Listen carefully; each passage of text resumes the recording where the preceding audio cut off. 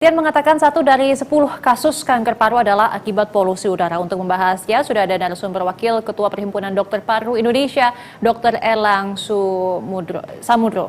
Selamat siang, Dr. Erlang. Siang, saya dengar suara saya? Ya, dengar, dokter. Dokter, ini bagaimana tanggapan Anda terkait dengan hasil penelitian yang kemudian mengatakan bahwa polusi udara ini bisa menjadi pemicu seorang mengidap kanker paru? Apakah benar, dokter? Ya, salah satu namanya faktor risiko untuk terjadi kanker paru adalah polusi udara. Terutama ada zat-zat di dalam polusi udara itu yang sangat kecil sekali, itu PM2,5 ya. PM2,5 itu bisa menyebabkan inflamasi peradangan di dalam paru yang kemudian akhirnya merubah habitat dari selnya sehingga terjadi kanker paru tadi setelah beberapa lama yang terus-menerus. Nah, data dari Inggris ya tentang 1 dari 10 kanker paru disebabkan oleh polusi udara. Kita juga di Indonesia sudah melakukan penelitian yang sama mungkin tahun 2013 sebelum COVID ya, masuk ke persahabatan dengan Darmais. Kita temukan angka sekitar 4%. Jadi lebih kecil daripada yang dilakukan yang di Inggris. Indonesia juga punya data tentang itu. Terima kasih.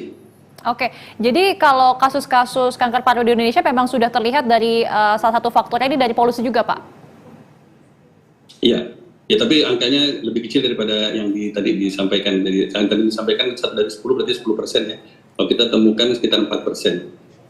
Oke, nah kalau kita tahu kan memang mayoritas masyarakat yang tinggal di kota besar ini dapat dipastikan akan tercemar oleh polusi udara. Berarti masyarakat yang tinggal di perkotaan dia memiliki potensi paling besar terpapar ataupun bisa kemungkinan mengidap kanker paru begitu karena dengan adanya polusi yang sangat tinggi ini.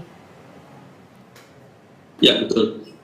Tadi saya sampaikan bahwa salah satu faktor risiko terjadinya kanker paru adalah dari polusi udara ini tadi. Salah satu komponennya adalah PM2,5 atau debu yang sangat kecil sekali yang lebih kecil daripada selai rambut.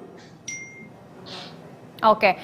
Bagaimana kemudian agar bisa terhindar begitu dari resiko penyakit kanker paru kalau misalnya untuk masyarakat yang memang masih tinggal di perkotaan yang memang masih memiliki polusi yang sangat buruk begitu, apa yang bisa kita lakukan Pak untuk menghindari penyakit ini? Ya, yang jelas bahwa ancamannya adalah dari polusi udaranya, sehingga yang perlu kita sebelum kita aktivitas di luar itu kan paparannya ada di luar ya, di luar ruangan. Jadi kita harus tahu berapa sih polusi udara di luar. Kemudian setelah kita tahu apakah ini berbahaya atau tidak, kalau dalam taraf yang tadi untuk kelompok yang berisiko ya harus dihindari. Jadi hindari untuk aktivitas di luar ketika polusi udaranya cukup buruk. Yang kedua, bila akan melakukan aktivitas di luar terpaksa harus keluar, ya gunakan masker untuk memfiltrasi polusi tadi sehingga lebih sedikit yang bisa masuk ke dalam paru kita. Oke, kalau polusi ini menjadi salah satu dari beberapa alasan ataupun pemicu terjangkitnya penyakit kanker paru. Selama ini mayoritas pasien yang memang pernah Anda tangani, faktor terbesar apa Pak yang menyebabkan orang bisa mengidap kanker paru begitu? Apakah memang karena gaya hidup kah atau merokok misalnya atau ada faktor lainnya begitu? Ya. Kita pernah melakukan penelitian juga untuk mencari komponen silika di dalam paru pasien-pasien kanker paru dan ternyata mereka sebagian besar berhubungan dengan kebiasaan merokok.